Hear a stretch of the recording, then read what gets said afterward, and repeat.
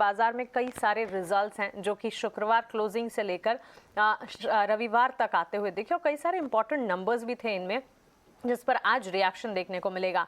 आइए खबरों वाले शेयर्स और ये इंपॉर्टेंट रिजल्ट्स कौन से थे ये जान लेते हैं। हमारे साथ पूजा जुड़ी है ये बताने के लिए।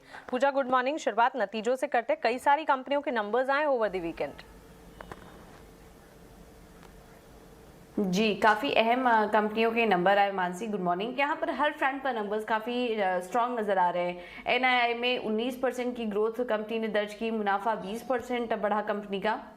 और इसके अलावा एसेट क्वालिटी पर अगर नजर डालेंगे तो ग्रॉस एनपीए और नेट एनपीए दोनों ही आंकड़ों में कमी देखने को मिली है। ग्रॉस एनपीए में भी कमी आई और नेट एनपीए भी जो थे वो 1% के नीचे अभी भी बरकरार है। 0.35% से घटकर जो आंकड़ा आया है वो 0.33% का आया है। तो काफी स्ट्रॉन्ग नंबर्स एचडीएफसी बैंक की तरफ से।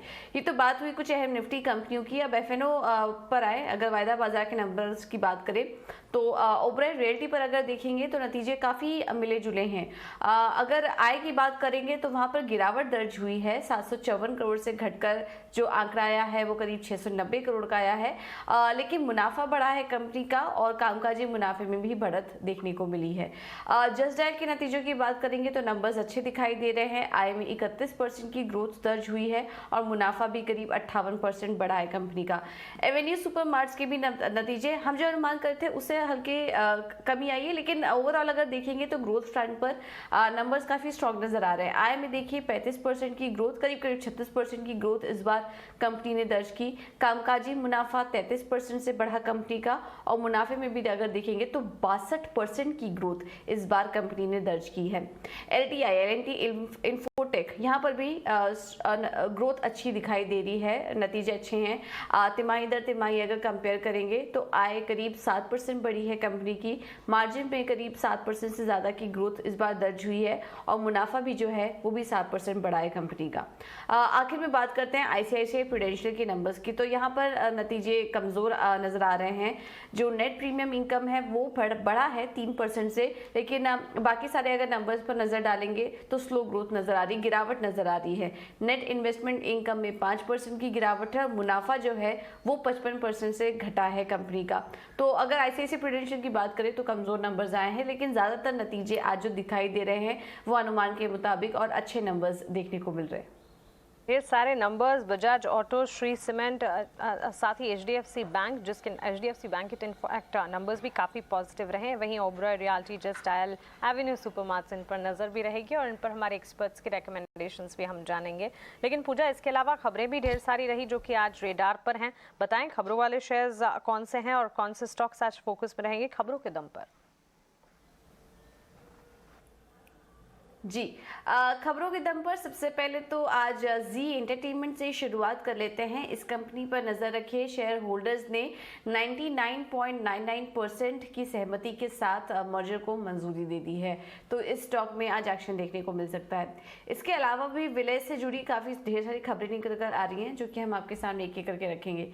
आईआरबी इंफ्रा, ये स्टॉक पर भी नजर रखिए। एमबीईएल में आईआरबी इंफ्रा अब 51% होल्ड करेगी। ये एक एसपीवी है जो कि गंगा एक्सप्रेसवे प्रोजेक्ट बनाएगी और इसमें आईआरबी इंफ्रा जीआईसी के साथ मिलकर कुछ इन्वेस्टमेंट करेगी, जिसमें आईआरबी इंफ्रा की जो इन्वेस्टमेंट होगी वो 533 करोड़ होगी। हम आपको बता दें कि इस कंसेशन पीरियड के दौरान आईआरबी इंफ्रा को करीब 10,500 करोड़ रुपए का भुगतान किया जाएगा और उसके बाद अगर कंपनी चाहे तो इसमें हिस्सेदारी बेच भी सकती है और होल्ड भी कर सकती है। तो एक बड़ा अमाउंट भी इस प्रोजेक्ट के दौरान कंपनी को मिलता हुआ दिखाई देगा, तो इस पर नजर रखिए। एनबीसीसी पर भी फोकस रखिए। सितंबर 2022 के आंकड़े आए कंपनी के कारोबार के और अब तक 162 करोड़ के ऑर्डर कंपनी ने सिक्योर किए हैं। उज्जीवन ग्रुप कंपनीज भी फोकस में रहेंगी। यहाँ पर कंपनी उज्जीवन फाइनेंशियल और उज्जीवन स्मॉल फाइनेंस के मर्जर की बातचीत चल रही है, जिसमें कि बाकी सारे अप्रूवल्स भी मिलना जरूरी होंगे। यहाँ पर शेयर होल्डर्स को उज्जीवन फाइनेंशियल के 116 शेयर्स के बदले उज्जीवन स्मॉल फाइनेंस के 10 शेयर्स मिलेंगे। तो इस तरह के अरेंजमेंट निकल कर आ रहे हैं। अब देखना होगा कि यहाँ पर मंजूरी किस तरह से मिलती हुई दिखाई देती है। श्री सीमेंट के नतीजे आए और इसके अलावा कंपनी को नए मैनेजिंग डायरेक्टर भी मिले हैं। नीरज ओखरी को अपॉइंट किया गया है जो कि अंबुजा सीमेंट को भी लीड कर चुके हैं, उसके भी सीईओ रह चुके हैं। तो आज श्री सीमेंट फोकस में रहेगा। इसके अलावा बिरला कॉर्प पर भी नजर रखिए। कंपनी को मध्य प्रदेश में एक कोल माइन अलॉट की गई, जिसके लिए सक्सेसफुल बोली लगाई कंपनी ने। मार्की बारका कोल माइन ये अलॉट की गई है, जिसकी की रिजर्व है जो वो 72 मीट्रिक टन है। तो आज बिरला कॉर्प भी फोकस में रहेगा। HDFC लाइफ पर भी नजर रखिए। कंपनी ने एक्साइड लाइफ के साथ अपना जो मर्जर है वो कंप्लीट कर दिया है, और इसके साथ ही साथ ये अब पहला भारत में M&A बताया जा रहा है लाइफ इंश्योरेंस सेक्टर का, HDFC लाइफ और एक्साइड लाइफ। तो इस पर आप नजर रखिए। ये एडाई की मंजूरी फाइनल मिलनी बाकी थी, उसके बाद अब ये मर्जर पूरा हो चुका है। और आखिर में एक फंड HFCL की बात करें तो प्रमोटर फर्म और कुछ सीनियर को एग्जीक्यूटिव्स को वारंट अलॉट हुए हैं 14.1 मिलियन, यानी कि करीब 1.5 करोड़ शेयर्स यहाँ पर वारंट के जरिए अलॉट किए गए हैं प्रमोटर्स को। तो यहाँ पर भी आप नजर रखिए। क्या पूजा, तो ढेर सारी खबरें हैं और साथ ही कई सारे नतीजे भी हैं जो कि आज फोकस में रहेंगे, और खबरों के दम पर IRB इंफ्रा पर नजर रखें। वहीं NBCC, Ujjivan small financial bank, Shri cement और साथ ही जी एंटरटेनमेंट जैसे स्टॉक। लाइफ इंश्योरेंस प्लेज में HDFC लाइफ पर एक पॉजिटिव खबर आती हुई दिखी है, जिसके चलते ये फोकस में रहेगा। चलिए, ये सारी खबरें तो हैं ही और ढेर सारे नतीजे भी ओवर द वीकेंड आते हुए दिखे, और नतीजे